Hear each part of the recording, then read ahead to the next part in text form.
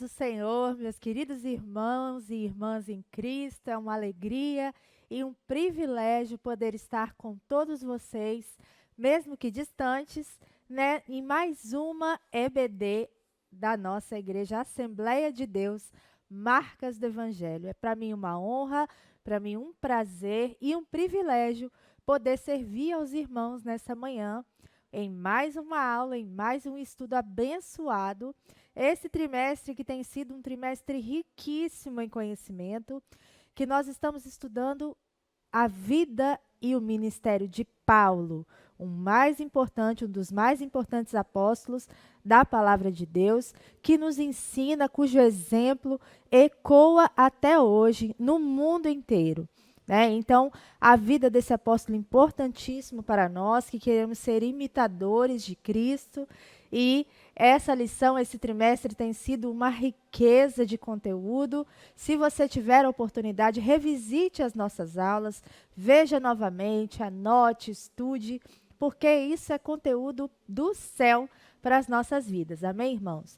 Então, hoje, dia 28 de novembro de 2021, nós estamos na lição 9, Paulo e a sua dedicação aos vocacionados. Hoje é a lição 9, então, repetindo para que você se localize aí. Na aula anterior, que a irmã Renata brilhantemente nos explicou, na aula 8, aparece o apóstolo Paulo, então, como discipulador. E o discipulado nos faz buscar as coisas que são de cima e nos forma como imitadores de Cristo. O discipulado é extremamente importante para o crescimento da igreja espiritual, e nós vemos isso muito claro e muito forte na vida do apóstolo Paulo. E hoje nós vamos ver, então, a atenção e a sua dedicação, atenção e dedicação que o apóstolo Paulo dedicava aos vocacionados. Quem são os vocacionados? São aqueles que têm chamado, são aqueles que Deus tem chamado para proclamar o evangelho, para fazer a sua obra, para ministrarem a palavra de Deus. E Paulo, ele era extremamente excelente em dedicar-se aos vocacionados, em ensiná-los a verdadeira palavra de Deus, como se portar, como munir-se de argumentos para vencer as heresias da época, e nós vamos ver isso nessa lição. Uma lição riquíssima, uma oportunidade única para nós aprendermos muito mais daquilo que a palavra de Deus nos traz e nos proporciona. Amém, irmãos? Antes de iniciarmos a nossa aula, vamos orar. Junto com Deus, nós podemos aprender muito mais. O Espírito Santo está conosco nessa manhã. Amém? Oremos. Senhor meu Deus, meu Pai, te louvo e bendigo o teu nome, Senhor, porque o Senhor é bom, a tua bondade e a tua misericórdia duram para sempre. Eis-me aqui como tua serva, Senhor. Eu não sou nada, eu não tenho nada de bom para oferecer para os irmãos nesta manhã, mas que o teu Espírito Santo usa a tua serva imperfeita, Senhor, para trazer as verdades perfeitas da tua palavra, Senhor. Eu não quero, Senhor, que a sua graça seja limitada nessa manhã pelas minhas imperfeições, pelas minhas dificuldades, mas que o Senhor seja louvado e exaltado nesta manhã, e que nada fique oculto aos olhos dos teus filhos. Fala com eles, Senhor, através de mim, tudo o que o Senhor tem para falar nessa manhã. Não se prive, Senhor, de mim, que eu não seja, Senhor, motivo de algo que prive os irmãos de conhecimento, mas que o Senhor me use, Senhor. Que o Senhor trabalhe em mim, Senhor, porque eu de mim mesma nada tenho para oferecer. Que cada um nesta manhã seja impactado pela tua palavra e que o teu nome seja glorificado para todo sempre. Assim eu oro, agradeço, Senhor. Faça-se presente em cada lar nesta manhã que está sendo audiência para a tua palavra. Assim eu oro, em nome de Jesus. Amém.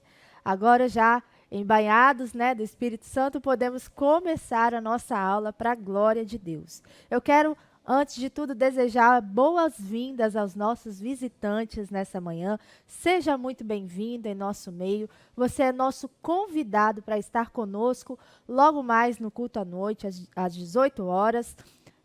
Nós estamos com um trabalho maravilhoso aos domingos, às quartas-feiras. Venha estar conosco se você não tem um lar espiritual. Você é muito bem-vindo em nosso meio. A todos os que estão assistindo a essa aula, não esqueçam de dar o like no vídeo, deixar um comentário, deixar uma pergunta, o que for, para que esse vídeo chegue a mais pessoas, para aumentar o nosso engajamento. Irmãos, vamos lá, deixe seu like, compartilhe esse vídeo várias e várias vezes com o máximo de pessoas que vocês puderem. Amém? Então, nós vamos começar aqui a nossa lição 9, como foi dito, Paulo e a sua dedicação aos vocacionados. O texto áureo da lição está em Atos 20, 28. Olhai por vós e por todo o rebanho sobre o que o Espírito Santo vos constituiu bispos, para apacentardes a igreja de Deus, que ele resgatou com seu próprio sangue. A verdade prática da lição é que no reino de Deus, a liderança mais antiga zela pelas lideranças mais novas. Os jovens vocacionados precisam de cuidado e zelo para a glória de Deus. Logo embaixo nós temos aí a leitura diária, irmãos, e eu queria destacar o texto da sexta-feira, que é 1 Samuel 3:9. O vocacionado deve estar atento à voz do Senhor. Então você que está em dúvidas sobre a sua vocação, sobre o seu ministério, esteja atento à voz do Senhor. Aquilo que o Espírito Santo tem ministrado em seu coração, coloque diante de Deus em oração, para que você saiba qual seja a vontade de Deus para a sua vida, qual seja a sua vocação, qual seja o ministério. Não despreze a voz do Senhor. Amém? Vamos começar então com a nossa lição. Nós temos aí a leitura bíblica em classe. É um texto longo, por isso eu não vou me ater em lê-lo, mas eu quero chamar a atenção que está em Atos 20, 17 a 34. E em Atos 20, ali, é uma carta, uma espécie de carta de despedida do apóstolo Paulo, né, à igreja de Éfeso, porque ali o apóstolo Paulo já sabia que ele não os veria mais, não os tornaria a ver. Então, o apóstolo Paulo manda aí essa carta de despedida lá para Éfeso. Então, vamos ver agora quais são os objetivos da lição.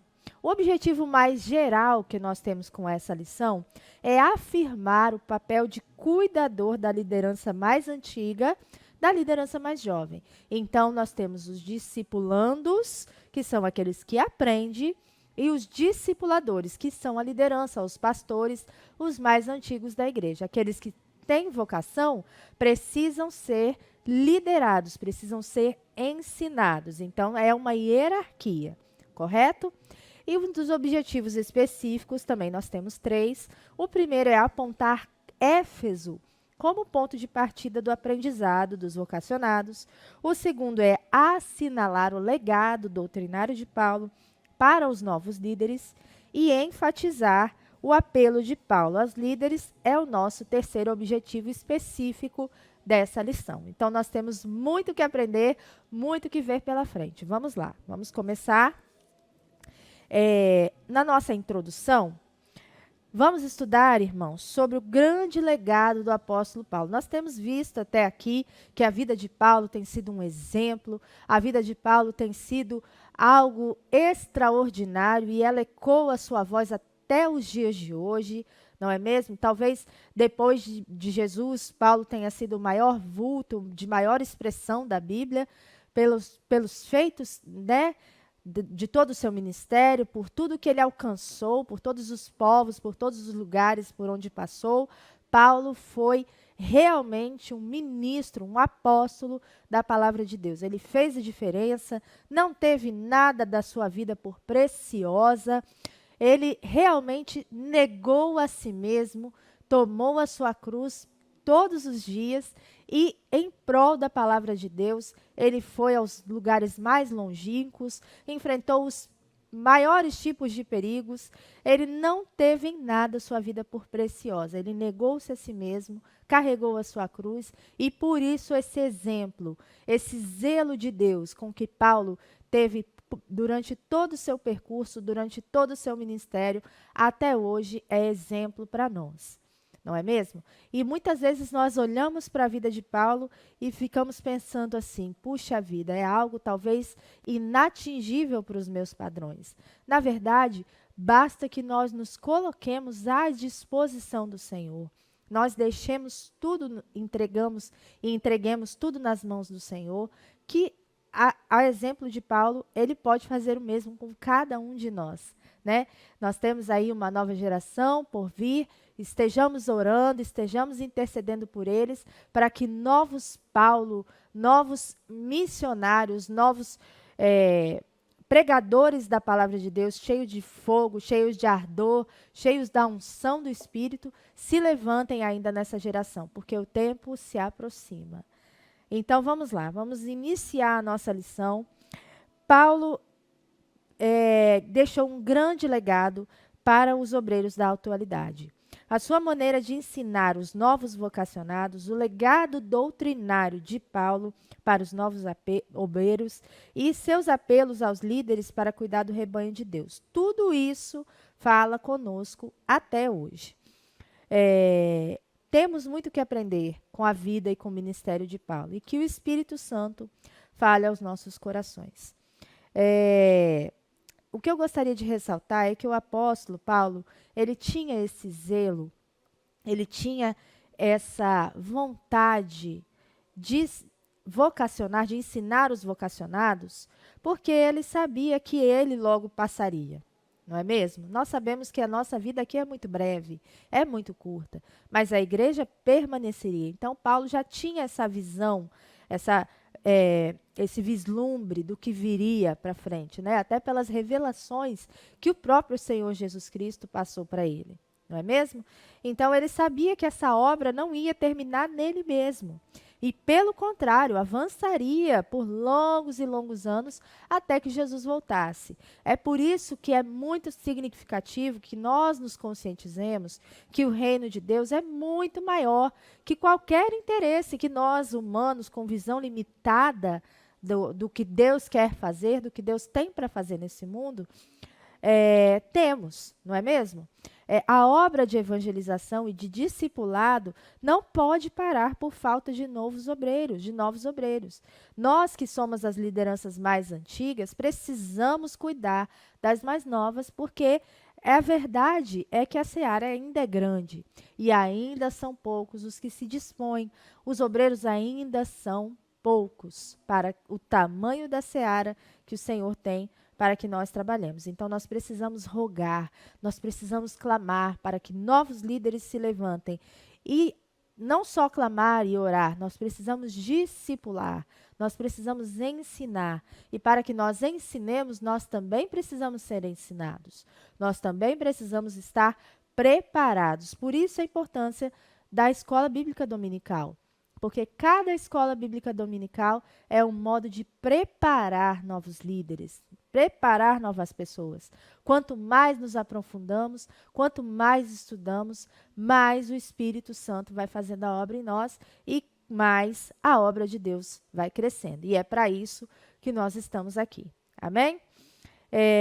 Primeiro ponto aí, tópico 1, Éfeso, o ponto de aprendizado dos vocacionados. Então, Éfeso ali significou um ponto de partida para os novos vocacionados. Mas na lição anterior, vimos que Antioquia foi o lugar de desenvolvimento vocacional do apóstolo Paulo. Liga que Paulo se desenvolveu, o apóstolo Paulo se desenvolveu vocacionalmente, né? Isso está registrado lá em Atos 13. Mas em Éfeso, o apóstolo permaneceu mais tempo. Por isso, dali surgiu um local estratégico para formar novos discípulos. Correto? Então, para preparar os seus colaboradores e os vocacionados para atuar na igreja, ele estabeleceu-se ali em Éfeso, e ali ele ficou. E eu gostaria de fazer um grifo com os irmãos sobre o início dessa história, correto? Nós vamos perceber que o apóstolo Paulo, ele tinha uma visão muito ampla, missionária, muito eclesiástica, a visão dele, correto? E com a continuidade da obra do evangelho, a manutenção das igrejas plantadas por ele, não só na Ásia, mas no Oriente Médio e na Europa, ele tinha essa visão de que havia ali um centro, havia ali um local no qual ele precisava estabelecer uma espécie de escola. É como se Éfeso, nós fazendo um comparativo com nossos dias hoje, como se Éfeso fosse um centro teológico, uma cidade universitária teológica, como se fosse isso. No capítulo 19 de Atos dos Apóstolos, que é um antes do que a lição cita, Paulo chegou a Éfeso e encontrou somente 12 discípulos.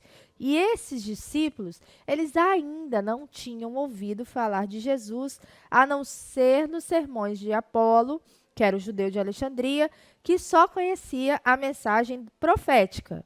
Então, eles não tinham noção do que já tinha acontecido, de que essa profecia já tinha se cumprido. Apolo, então, convenceu aqueles discípulos que eles precisavam se batizar no batismo de arrependimento, mas eles não conheciam outro batismo. Então, Paulo já tinha a experiência, já tinha o conhecimento de que Jesus já havia cumprido o propósito, que a profecia já tinha se cumprido, não é mesmo? E que havia já descido o Espírito Santo, ok? Então, esses discípulos não sabiam nada ainda sobre o que tinha acontecido lá no dia de Pentecostes. Eles não sabiam absolutamente nada sobre o Espírito Santo. Então, Paulo entendeu que ele precisava passar mais tempo ali com aqueles com os efésios, né, no caso, para ensinar sobre Jesus e sobre o Espírito Santo. E aí ele mostrou para esses homens, para esses discípulos, que Jesus já havia passado pela morte da cruz e já havia ressuscitado ao terceiro dia. A Escritura havia se cumprido. Imagina só o espanto e a felicidade que aqueles discípulos devem ter ficado com essa boa notícia, correto? E mostrou também que eles deveriam receber o Espírito Santo em suas vidas para terem a capacidade de confessá-lo a todas as gentes. Então, irmãos, o que eu queria destacar com os irmãos é que o nosso discipulador, aquele que nos ensina, o nosso mestre, ele sempre, via de regra, ele é visionário.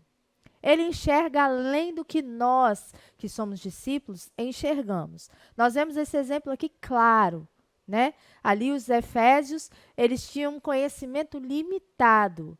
Agora, o discipulador não. O discipulador, ele já tinha vivido tudo aquilo.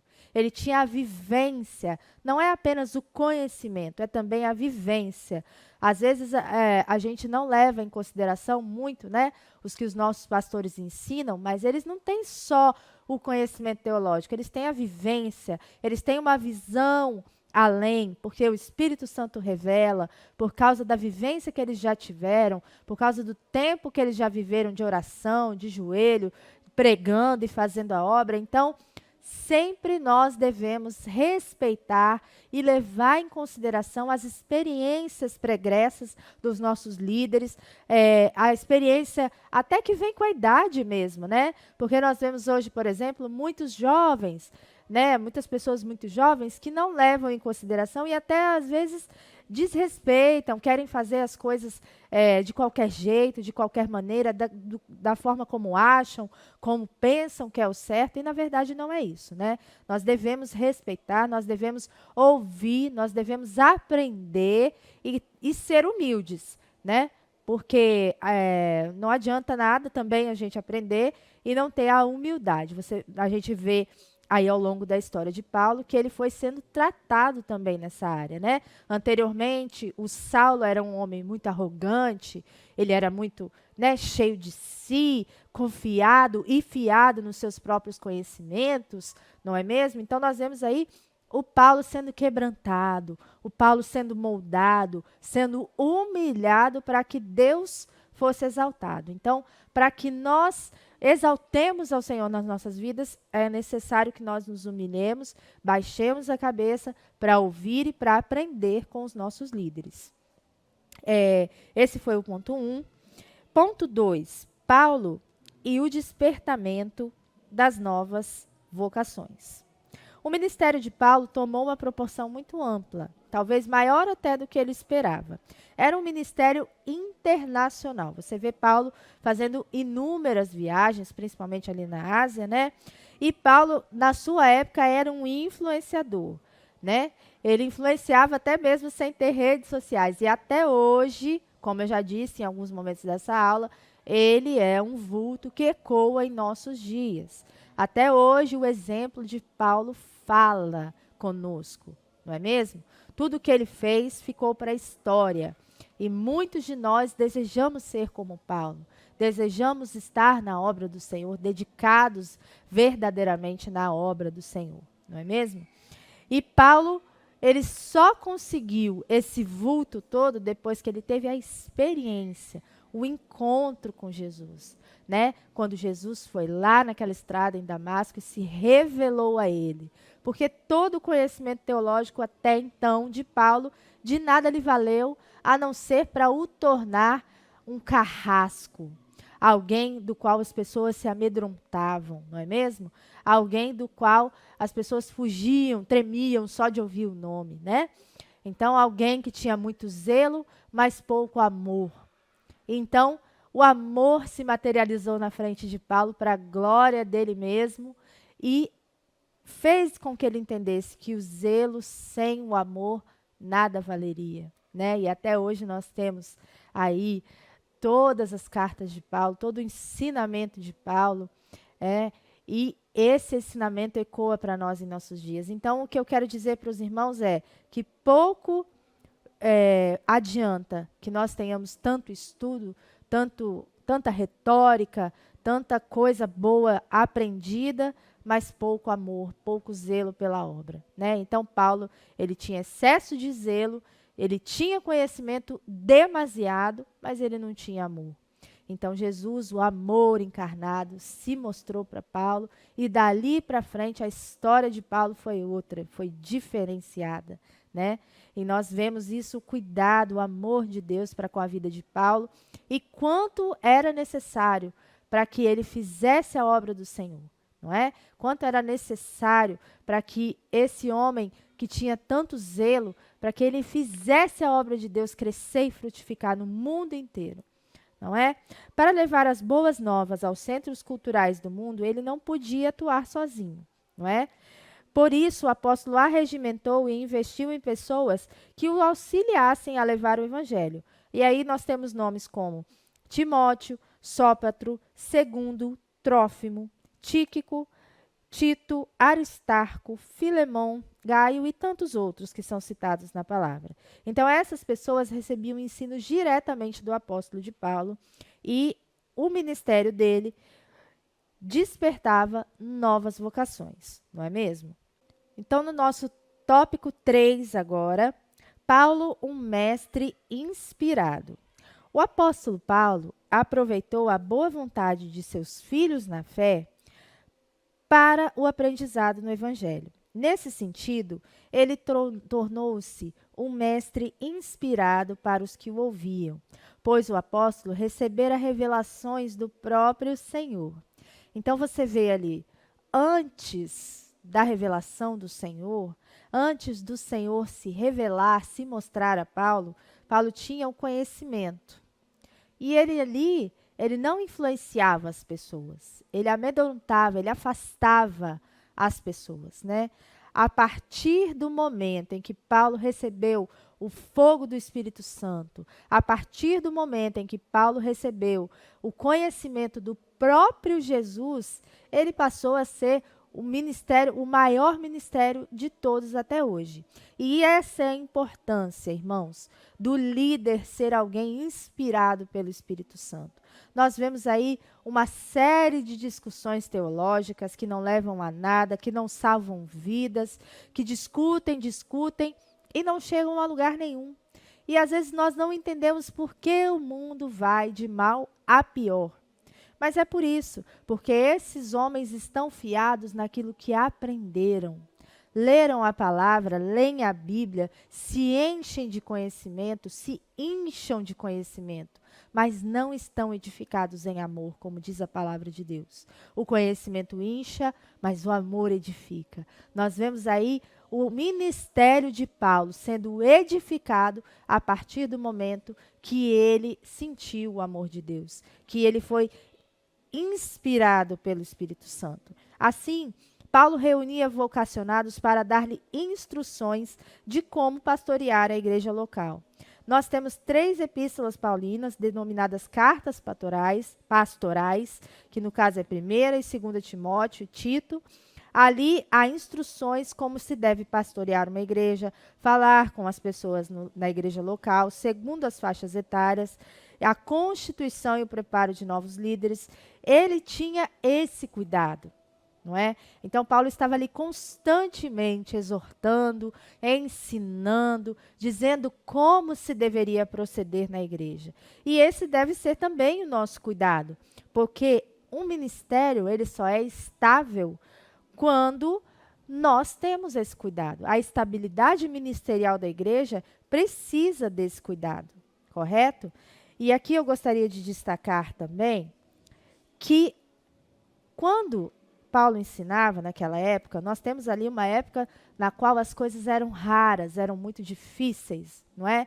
Nós não tínhamos ali um ministério teológico que tinha grandes recursos, correto? Nós não tínhamos ali um ministério que tinha livros à vontade, nós não tínhamos ali computadores, internet, não tínhamos nem sequer, Paulo não tinha nem sequer como prover para os seus alunos um mecanismo de anotar um versículo, por exemplo. Era difícil até para ter acesso ao Velho, ao Antigo Testamento, não é mesmo? Era difícil ali. Então, o que acontecia? Paulo ministrava, Paulo ensinava e os discípulos guardavam no seu coração aquele conhecimento todo. Porque eles não tinham onde anotar, não tinham onde registrar aqueles ensinos, correto? Então, isso fala também conosco hoje, né? Nós ali temos uma série de materiais, de devocionais, e às vezes fazemos pouco caso, às vezes é difícil até mesmo para pegar uma lição de 3, 4 páginas como essa e estudar, ler os textos que estão aqui, ó, mastigadinho para nós. É muito difícil, não é, irmãos? É muito difícil. E aí, às vezes, a gente vai lá, coloca no nosso relatório da EBD, estudou a lição? Não estudei a lição. Mas tem na internet podcasts 1000 sobre os assuntos. Você pode ler isso em meia hora. Você pode, enfim, mas você deixa de crescer. Você deixa de estudar uma lição que é tão fácil. Muito fácil estudar uma lição dessa. Mas a gente não tem o zelo de Deus. Que Deus tenha misericórdia de nós nessa manhã e que nós possamos nos arrepender desses maus comportamentos, desses maus hábitos, de não ter zelo com a palavra de Deus. Porque, como diz o nosso pastor, haverá um tempo que não teremos acesso mais. Isso nos terá tirado. Então, se não guardarmos a palavra de Deus no nosso coração, vai ficar difícil resistir. Vai ficar difícil sobrepor o que está por vir. Amém? Então, a síntese desse tópico 1 é que Éfeso foi um ponto de partida para o despertamento das novas vocações, de novos vocacionados, no caso. Continuando, então, estamos agora no nosso tópico 2, o legado doutrinário de Paulo para os novos líderes, ok? Então, a advertência, ponto 1 aí, ó, a advertência de Paulo a respeito dos judaizantes e dos gnósticos. Então, não é de hoje que a igreja luta pela pureza doutrinária em seu meio, né? Desde o início, desde os primórdios, a igreja tem enfrentado heresias, tem enfrentado falsos ensinos, falsos mestres. A Bíblia está recheada de exemplos. E aí não é diferente. Paulo era alguém que militava contra esses falsos ensinos. não é? Nós temos visto aí nos cultos de quarta-feira, né, o quanto que os nossos pastores têm lutado para nos ensinar sobre os falsos ensinos da ciência moderna, não é? Eles têm nos munido de argumentos para que nós saibamos nos defender desses falsos ensinos, e Paulo fazia exatamente a mesma coisa, né? E hoje nós vamos ver aqui 2 exemplos de que Paulo advertia veementemente contra os ensinos desses grupos nas igrejas, para que não se contaminasse, para que a doutrina continuasse pura, para que a doutrina continuasse correta, ok?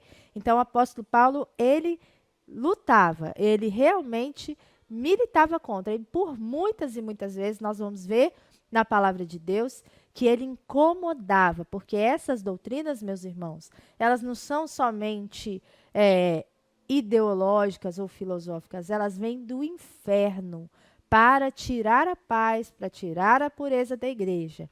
Então, como tudo que se opõe contra Deus, quando alguém se põe diante de algo que se opõe contra Deus, ele vai em oposição também àquela potestade. E é por isso que Paulo foi tão odiado, foi tantas vezes tentou-se tirar sua vida, não é? Apedrejado, açoitado, preso, para que ele se calasse, né? Porque quanto mais parecidos com Cristo somos, mais o inferno é incomodado. Então, se você nessa manhã está passando por lutas, está passando por perseguições por conta da sua fé, glorie-se nisso, porque isso é o que Deus requer de nós, que nós estejamos nessa posição, no fronte de batalha, para que o nome dele seja glorificado e exaltado em todo o mundo. Amém? Então, quem eram esses grupos? O primeiro eram os judaizantes. Judaizantes, o nome já diz, né? É algo que quer trazer o judaísmo. Era um grupo, né, de pessoas que queriam resgatar, que queriam dizer aos novos convertidos que caso eles não observassem a lei de Moisés, a lei mosaica, eles não seriam salvos, correto? Então, eles ensinavam dentro dos grupos de novos convertidos a observância da circuncisão, a observância do sábado, da questão dos alimentos, os rituais que envolviam comida, que envolviam sacrifício, não é? Isso era exclusivo dos judeus, mas eles queriam inserir essas doutrinas no meio dos novos convertidos. E isso limita a graça de Deus, correto? Isso faz com que a graça de Deus ela não seja suficiente para a salvação. Então, para você ser salvo, você precisa da graça de Deus e mais a observância da lei. E essa é uma heresia, isso é uma inverdade. Paulo combateu isso. De muitas vezes ele ia às sinagogas e fazia discursos inflamados contra esses ensinos. E por muitas vezes os judeus se voltaram contra ele, se revoltaram contra ele, o apedrejaram. Em vários momentos da Bíblia você vê isso, né? As pessoas se revoltando, pegando em armas até para açoitar, para acabar com a vida de Paulo. Não é? E aos Romanos 3, 24, Paulo escreveu assim: sendo justificados gratuitamente pela sua graça, pela redenção que há em Cristo Jesus. E, lamentavelmente, meus irmãos, até hoje, há igrejas que ressuscitam práticas que já morreram com Jesus na cruz. Não é? Há igrejas, há doutrinas, há líderes que não têm a luz, que não têm o Espírito Santo consigo, que vêm trazendo para o meio da igreja muitas práticas judaizantes. Eu vi recentemente uma igreja, a qual não vou citar o nome, que fez uma cerimônia da entrada da Arca da Aliança e fez aquela cerimônia pomposa, uma réplica da Arca, né? Mas, gente, o que continha lá na Arca da Aliança? Que era um símbolo de Jesus. Jesus é a Arca da Aliança. Então, nós não precisamos de um objeto para representar aquilo que já veio em nosso meio. O sacrifício, o sacerdote perfeito. não é? Que era sacerdote e sacrifício ao mesmo tempo. Então, nós não precisamos mais disso, né? Há igrejas ainda que fazem, guardam lei do sábado, não é mesmo? Nós sabemos disso. O sábado é o próprio Deus deles, né? Se não guardar o sábado, não é salvo. Então, nós temos aí ainda muitas práticas judaizantes de pessoas que não têm o entendimento correto da palavra de Deus. Nós precisamos orar para que isso não se propague, para que isso nunca chegue em nosso meio e para que essas pessoas achem misericórdia e arrependimento, porque a graça de Deus, ela é suficiente. O sacrifício de Jesus foi suficiente para todos nós. Então, nós não precisamos adicionar nada. Nós não precisamos fazer nada além daquilo que Jesus fez, né? De nós mesmos, irmãos, nós não podemos fazer nada para ser salvos, não é mesmo?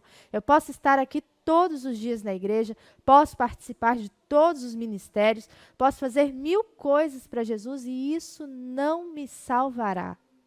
Se eu não me arrepender dos meus pecados, não os confessar diante de Cristo e não recebê-lo como o único e suficiente Salvador da minha vida.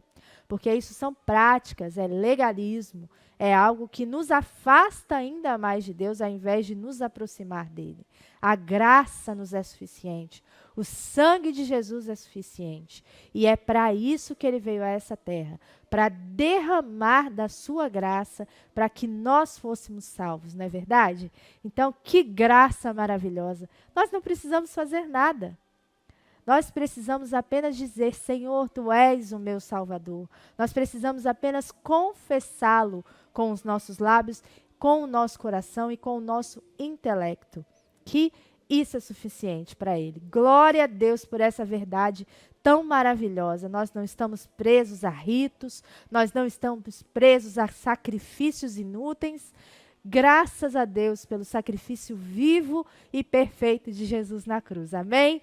Isso é motivo para estarmos muito alegres nesta manhã. Glória a Deus.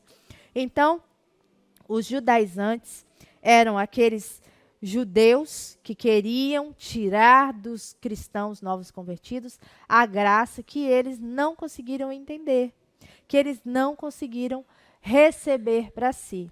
Ok? Então, esteja atento a esse tipo de pessoa, esse tipo de grupo, esse tipo de doutrina que quer tirar de você o presente que você recebeu, o favor imerecido que você recebeu, não é? Porque nos nossos dias isso tem crescido, esse movimento tem crescido, né? Então, nós precisamos estar atentos, com os nossos olhos espirituais abertos, para que não percamos a nossa graça, influenciado por pessoas que não conseguiram atingi-la. Amém? Então, aqui eu gostaria de ressaltar esse ponto. Os judaizantes modernos nem são judeus, mas são pessoas de outras raças que esquecem que não estamos sob a égide do Antigo Testamento e nem na lei mosaica, mas somos o povo do Novo Testamento. Então, esses judaizantes modernos, eles querem fazer uma coisa que nem a eles mesmos pertencem, né? É uma disparidade, é uma loucura. Eles não são judeus. Então, eles querem viver como judeus, mas não são judeus. Querem viver algo que não é próprio, que não é inerente deles mesmos. Ok? Então, aí, nós fizemos aí quem são os judaizantes. E Paulo se levantou corajosamente contra esse grupo. E o legado que ele nos deixou foi a defesa intransigente quanto à natureza graciosa da salvação. E disso nenhum de nós líderes cristãos, porque eu considero que cada cristão é um líder em potencial, porque se você é um cristão, você foi chamado para ir e pregar o evangelho. Então, você é um líder em potencial. Seja da sua casa, seja no âmbito do seu trabalho, seja em missões, seja onde for. Você é um líder espiritual em potencial. E Deus chamou você para isso, sendo você líder na igreja, tendo ministério ou não. Porque nós somos chamados a pregar. O ID não é só para pastores, não é só para cantores, não é só para professores de escola bíblica. O ID é para todos. Então, você também é um líder. Em alguma instância, você também é um líder. Então, nenhum líder cristão deve abrir mão disso. A salvação é por graça e não por mérito. A salvação é pela graça sois salvos, nunca por mérito. Ninguém merece a salvação, ninguém busca a Deus verdadeiramente. Deus é quem decidiu nos salvar. Ele decidiu nos dar esse favor, o qual nós não merecemos.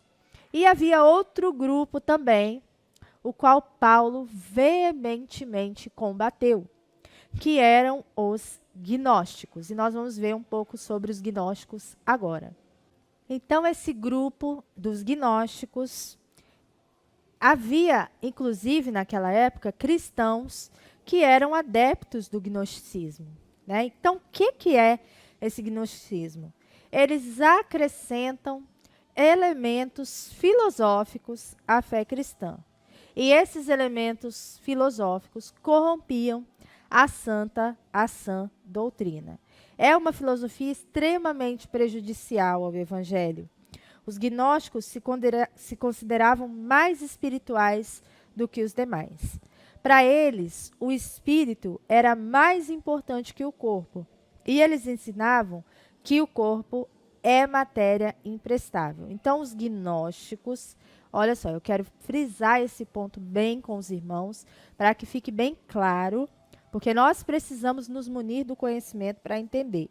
Então, o gnosticismo é uma heresia perigosa que ainda nos nossos dias faz estragos na doutrina, ok? E ameaça a igreja, ameaçou muito por mais de 3 séculos, que era o gnosticismo. Essas teorias filosóficas ensinavam que a matéria era perversa e que só o espírito é bom no homem. Ensinam um dualismo em relação ao espírito e à matéria. E que qualquer coisa que nós fazemos através do corpo, não importa se é o pior pecado que se cometa através do corpo, não importa, irmãos. Você pode matar uma pessoa. Não significa nada. Porque a vida verdadeira, segundo os gnósticos, ela existe apenas no reino espiritual. Parece alguma coisa que você já ouviu por aí? Uma vez salvo, salvo para sempre. Qualquer semelhança com a igreja moderna, não é mesmo? É mera coincidência, digamos assim, né? Então, o que acontece? O gnosticismo, ele banaliza a graça de Deus. Como assim banaliza, irmã Areta? Banaliza porque ele faz você ter um entendimento de uma graça que não requer arrependimento, que não requer busca de santidade, que não requer disciplina espiritual e muito menos é graça verdadeira, certo? Então, o que o gnosticismo faz é minimizar o pecado. Não é pecado se te faz feliz. Não é pecado se você está sentindo no coração que está tudo certo. Deus não leva isso em consideração, não. Isso aqui é matéria, vai acabar. O que importa é lá no céu. Parece bonito, parece legal, parece legítimo, mas nega a graça, banaliza a graça. A graça se aperfeiçoa na fraqueza do nosso corpo, correto? A minha graça te basta, o meu poder se aperfeiçoa na fraqueza. E outra coisa que essa doutrina faz é ensinar que o corpo físico de Jesus não era real e que apenas parecia ser físico. Então, negavam a humanidade de Cristo, ok?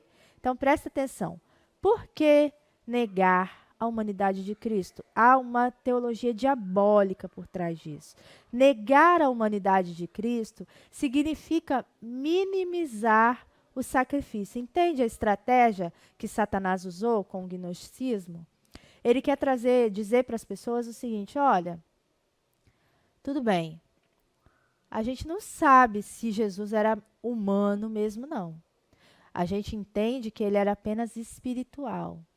E aí, como ele era apenas espiritual, o humano, a parte humana dele, não podia cumprir o propósito que Deus planejou no início, que era que ele viesse como homem, se fizesse como homem, para que o sacrifício pudesse ser perfeito. Porque ele precisava ser o quê? Homem e Deus ao mesmo tempo. Verdadeiramente homem e verdadeiramente Deus. Agora, se o gnosticismo plantou essa dúvida, será que ele era homem de verdade? Eu acho que ele era só espírito, hein? E aí o que acontece? Planta a dúvida no coração do homem. Esse sacrifício não valeu de nada. Então, elimina a graça da vida do homem. Diz para você assim, ó, que esse sacrifício não valeu de nada. Então, é uma doutrina satânica, demoníaca, que deve ser eliminada. Por isso que nós precisamos estudar a palavra de Deus, para entender e ir contra verdadeiramente a essas inverdades.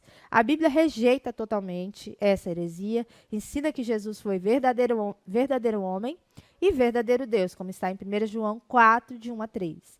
A sua humanidade e a sua divindade era e é uma realidade, é real, é vivo. Cristo veio em carne, o Verbo se fez carne e habitou entre nós. E vimos o unigênito do Pai. Glória a Deus por essa verdade.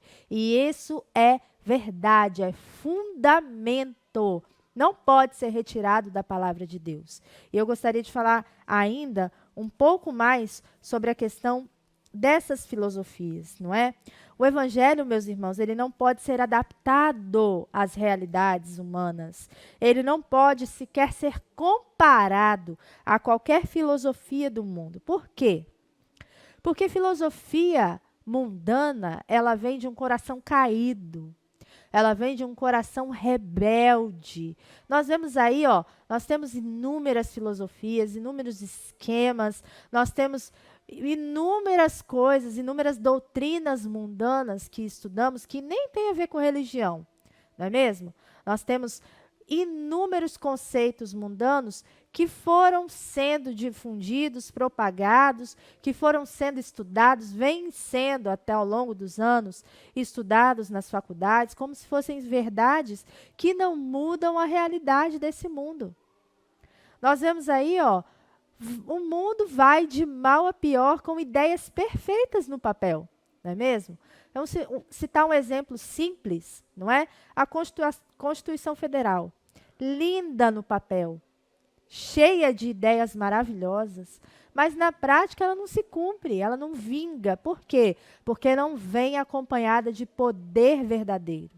Saiu do coração humano, caído, quebrado, estragado, corrompido pelo pecado, não é? Por mais linda e perfeita que seja, ela não consegue alcançar o seu objetivo, porque não há mudança de pensamento, não há metanoia, não há mudança de realidade, correto? Então, doutrina atrás de doutrina, ensino atrás de ensino, preceito atrás de preceito, filosofia atrás de filosofia. O mundo jaz no maligno e não melhora. Por que não melhora? Porque não tem poder. A doutrina vem do homem. A doutrina vem de uma cabeça caída, corrupta, e não vai mudar. Só tende a piorar. E muitas dessas filosofias, na essência, se você for perceber, se você for mergulhar nelas, não recomendo que mergulhe, porque pode se corromper, mas se você for mergulhar na essência dessas filosofias, a maioria delas pegou um preceito do evangelho aqui, pregou um conceito aqui, outro acolá, e fez uma doutrina. Misturou tudo com doutrina humana, com realidade humana, com desejo pecaminoso, foi lá e pronto. Fez uma doutrina. Fez um conceito filosófico, não é? E muitas delas também trazem intuitivamente preceitos e morais que vêm inerente no coração do homem, que Deus plantou no coração do homem, e aí se tornou uma filosofia. Mas, na verdade, tudo que o homem tem de bom, se é que o homem tem algo de bom, foi Deus que implantou nele, não é? E aí ele faz disso uma filosofia, um conceito, mas, na verdade, veio de Deus, veio do próprio Deus. Apesar dele negar, dele rejeitar essa verdade, veio do próprio Deus, correto? E as filosofias, então, elas demonstram, elas exalam a pecaminosidade do homem, não é? Por isso que não dá certo, por isso que o mundo vai de mal a pior, por isso que nós temos Foucault, Nietzsche, inúmeros outros filósofos, Piaget, da educação, não é? Paulo Freire, inúmeros, falando, e as palavras sempre ao vento, e nada muda, tudo é a mesma coisa debaixo do sol, sempre errando, o homem sempre decaindo, sempre o que está em cima continua em cima, o que está embaixo continua embaixo, nada muda, não há nada de novo debaixo do sol. Agora, o evangelho não é doutrina humana, o evangelho veio do coração de Deus, o evangelho veio do céu, é uma boa notícia. Por isso, não pode se misturar com quaisquer doutrinas que seja. O evangelho é puro, ele é simples, ele é eficaz, ele corta, ele é a espada afiada de 2 gumes que penetra até a divisão da alma e do espírito. Glória a Deus. Ele não é de homem, ele não é de coração caído, ele é do coração perfeito de Deus. Glória a Deus. O Espírito Santo é quem revela as verdades do Evangelho. A palavra de Deus, que é Jesus, que é perfeito, que é imutável. E quando chega no meu e no seu coração, não deixa nada igual, não deixa nada no lugar. Muda os conceitos, muda os preceitos e faz nova criatura em Cristo Jesus. Aleluia por isso, não é? Então, quanto mais filosofia você tiver no seu coração, mais distante você estará de Deus. Quanto mais o evangelho fizer morada no seu coração, mais próximo, mais junto você estará do reino dos céus. E nós temos que entender que a vida que nós vivemos aqui, ela é passageira, mas nós não somos 2 coisas, nós somos carne e espírito. Nós estamos nos preparando para a eternidade. Na verdade, se formos pensar verdadeiramente, nós já estamos vivendo a eternidade. Já estamos, irmãos. Porque tudo já foi consumado. Deus está acima do tempo. Nós só não estamos vivendo agora, porque nós estamos no tempo cronológico. Mas no tempo de Deus, no tempo eterno, a eternidade já foi. Já aconteceu. Já estamos lá para a glória de Deus. Então temos que crer nisso, nos fiar nessa verdade, nos fiar nessa realidade e seguir, prosseguir para o alvo, buscando santidade, buscando nos consagrar cada vez mais, buscando lutar contra a serpente todos os dias, para que ela não venha com seus ardis, com as suas astutas ciladas, tentar nos tirar do alvo, tentar nos tirar do propósito, mas nós já vivemos a eternidade pela palavra, pela glória de Deus. Amém? Não deixe essa verdade escapar da sua mente e do seu coração. Tenha certeza, você já está vivendo a eternidade com Cristo. Em nome de Jesus. Prosseguindo aí para o tópico 3, a síntese do tópico 2, né, no caso, Paulo adverte sobre esses judaizantes. Ele revela o compromisso com o Senhor e deixa um grande legado para as novas gerações. Frequentemente, irmãos, a gente sente que a nossa vida é um fracasso, né? A menos que a gente esteja alcançando ali um reconhecimento, um sucesso, um dinheiro, né? Uma condição financeira boa. Mas Paulo, ele não tinha nada disso por precioso. Ele considerava que a sua vida não tinha valor se ele não usasse para a obra de Deus. O que ele acrescentou, olha que coisa bonita. O que Paulo acrescentou à vida era muito mais importante do que ele ganhou da vida, correto? Isso é legado. Isso é legado, é o que ele deixou. O que você tem acrescentado para a vida daqueles que estão ao seu redor? O que você tem deixado de legado? Qual é a sua postura diante de Deus, né? Você tem as coisas por mais preciosas do que servir a Deus, né? Onde está o seu tesouro? Onde está o seu coração, né? O que é precioso para você? E Paulo não tinha essa vida por preciosa.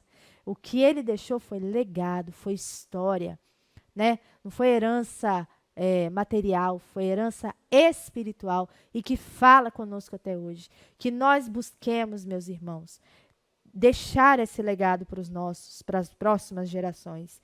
Que as próximas gerações se lembrem do nosso legado, do nosso ensino, daquilo que nós vivemos, daquilo que nós amamos verdadeiramente, que é a palavra do Senhor. Que seja essa a nossa realidade e o nosso propósito.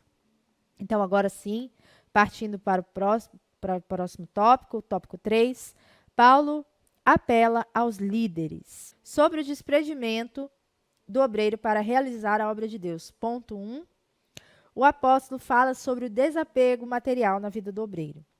O versículo 24 mostra que Paulo tinha o coração livre da avareza e da ganância.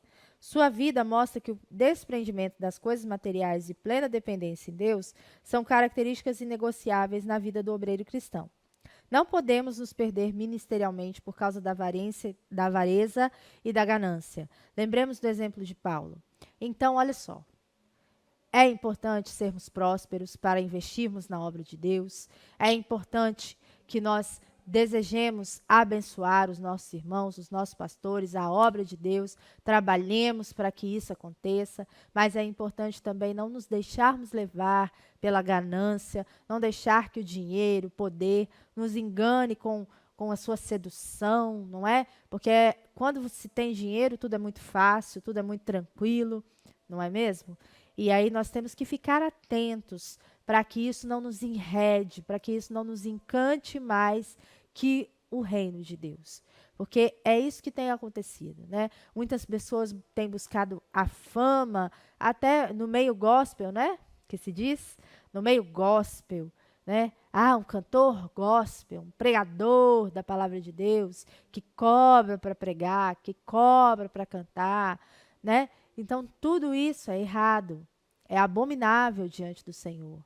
Mas não é errado querer abençoar a obra, querer prosperar para que a obra seja abençoada. Então, nós devemos querer, sim, abençoar a obra de Deus, trabalhar na obra de Deus, usar os nossos bens e recursos para isso, mas que não deixemos nos enganar e nem levar pelas seduções da riqueza, do poder, da fama, porque isso é vão e vai passar, vai ficar aqui. Então, nós vamos ter fama aqui e no céu, vai chegar lá no céu, na entrada do céu, não te conheço, porque quis mais o seu galardão aqui da terra e não do céu. Então, tomemos cuidado, vigiemos, meus irmãos. O 2, sobre o cuidado pessoal do obreiro. Paulo tinha uma liderança exemplar diante das pessoas, mas ele sabia que isso não bastava. Por isso, no versículo 28 ele diz: olhai por vós mesmos. Assim aconselhou os obreiros que olhassem por si mesmos. Às vezes, na caminhada ministerial, tendemos a passar a ideia de super-homens. Entretanto, a experiência nos ensina que não somos intocáveis pelas circunstâncias externas. É preciso cuidar, sim, do corpo, da alma e do espírito. Antes de cuidar do rebanho de Deus, o obreiro deve zelar pela sua saúde física, espiritual e emocional e espiritual. Portanto, devemos cuidar de nós mesmos para cuidar do povo de Deus. Então, quero deixar aí o recado para os nossos pastores, pastor Jairo, pastor Jefferson, pastor Gideão, para os demais pastores, que agora não vou lembrar o nome de todos. Cuidem-se, porque o rebanho precisa de vocês saudáveis, precisam de vocês espiritualmente fortes, precisam de vocês fisicamente saudáveis, emocionalmente tranquilos, para que vocês possam cuidar de nós. Nós precisamos de vocês saudáveis. E nós, rebanho, precisamos cuidar mais dos nossos pastores. Precisamos zelar mais por eles, emocionalmente, fisicamente, interceder por eles, não é? Cuidar das necessidades deles, de todas as necessidades, porque é a nossa responsabilidade também. Amém? E 3, sobre a ameaça de lobos cruéis no rebanho de Deus. A metáfora dos lobos cruéis se refere aos falsos mestres que incutiam doutrinas estranhas na mente dos incautos. Esses lobos eram predadores espirituais do rebanho de Deus, destituídos de misericórdia e de amor. Atuam até hoje e agora estão atuando com maior força, com maior peso, com maior poder. Atente-se para o que você tem visto, para o que você tem ouvido, para o que você tem aprendido e de quem você tem aprendido, não é? Porque hoje é muito fácil, as doutrinas são muito sutis, às vezes um jogo de palavras, um sofisma que você não percebe, né? Falta muito também para o nosso povo uma coisa que é básica, que é interpretar o texto, ler o texto, reler o texto, não é? A gente precisa ter esse cuidado, ler o contexto, até mesmo uma sutileza de voz, uma música bonita, cuidado com essas coisas. Nesse sentido, o apóstolo convoca os obreiros a terem o compromisso de cuidar de cada ovelha do rebanho, ensinando-a e protegendo-a. Precisamos desempenhar com fidelidade o nosso papel de guardiões e protetores do rebanho de Deus. O bom pastor dá a vida pelas suas ovelhas.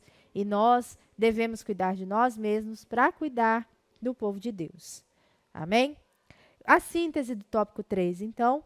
O apóstolo Paulo apela para que os obreiros tenham desprendimento material, cuidado espiritual e prudência para fazer a obra de Deus. Então, nós tivemos aí uma aula riquíssima sobre a questão de Paulo, como Paulo era zeloso, como Paulo tinha dedicação extrema aos vocacionados, né? Nós vimos aí, no tópico 1, onde foi o ponto de aprendizado, que foi em Éfeso, lembre-se disso. Lá em Éfeso foi onde começou a questão da assistência de Paulo aos vocacionados, o legado que Paulo deixou aos novos líderes, o legado doutrinário, a sua resistência aos judaizantes, a sua resistência aos gnósticos, né, e o compromisso que Paulo tinha com o Senhor. Paulo era muito comprometido com o Senhor, ele pregava os ensinos de Cristo e ele refletia em sua vida, não é? E lá em 1 Coríntios 11, 1, ele diz assim: sejam meus imitadores, como eu sou de Cristo.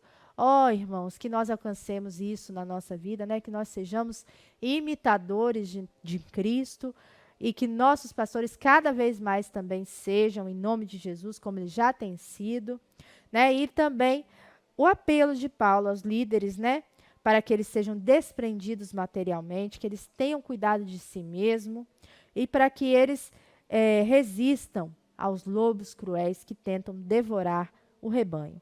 A vida do apóstolo Paulo, concluindo aí, nos deixa um grande legado para os obreiros da autoridade.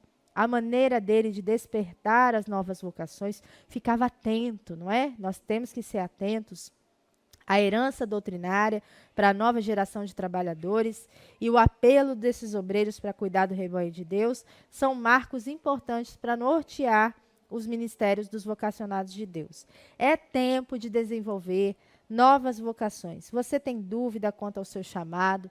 Você que precisa de uma definição na sua vida espiritual, faça uma oração nesta manhã de desprendimento dos seus conceitos, dos seus valores, daquilo que você julga importante, daquilo que você acha que faz diferença na sua vida. Entrega tudo nas mãos do Senhor, entrega no conhecimento dEle, coloca nas mãos deles e peça a Ele que mude a sua mente, que mude a sua vida, que mude a sua história, que te dê firmeza no seu ministério, que te coloque onde Ele deseja te colocar. E que você não faça mais a sua vontade, mas faça a vontade do Senhor. Amém? Eu quero agora franquear a você a oportunidade de colaborar com a obra de Cristo, de plantar na obra do Senhor. Agora é o momento de fazermos o nosso ofertório da manhã. Você tem aí, as várias ferramentas nas quais você pode ofertar e exercitar a sua generosidade na obra de Deus. Você tem aí a transferência bancária, tem o Pix, tem o PicPay que está aparecendo aí debaixo da sua tela. Fique à vontade, não se constranja, porque isso é necessário para que toda essa obra aconteça. Precisamos manter a igreja funcionando, né? Temos inúmeras coisas para serem feitas. A obra de Deus precisa crescer, porque o tempo urge. Então, não feche seu coração nesta manhã. Seja generoso, seja grato a Deus por tudo que Ele já tem feito e semeie na obra, porque aquele que semeia certamente colherá em abundância. Amém? Então, vamos orar, está franqueada a oportunidade para que você oferte. Vamos orar para finalizar essa aula abençoada. Quero agradecer demais a oportunidade e que venham outras, que venham mais aulas para nós abençoadas. Esse trimestre realmente está muito abençoador, está muito rico em lições para que nós aprendamos. E o apóstolo Paulo é uma fonte inesgotável, né? Porque quem teve o encontro com Cristo nunca mais é o mesmo. Que nós tenhamos também nesta manhã o nosso encontro com Cristo. Amém? Então vamos orar e agradecer a Deus por tudo que Ele tem feito. Pai amado, Pai bendito, nós queremos Te louvar, Te engrandecer, Te bendizer e Te adorar, Senhor, porque o Senhor é bom e a Tua misericórdia dura para sempre. Ó Pai, não atentes para a nossa pequenez, para a baixeza dos Teus servos, ó Pai, mas a Tua glória está nesta manhã ao nosso redor. Pai, obrigado pela vida do apóstolo Paulo, pela obra maravilhosa que o Senhor operou nele e através dele. E que nós busquemos ser mais como o Senhor Jesus. Que nós reflitamos a glória de Deus até que o Senhor venha nos buscar.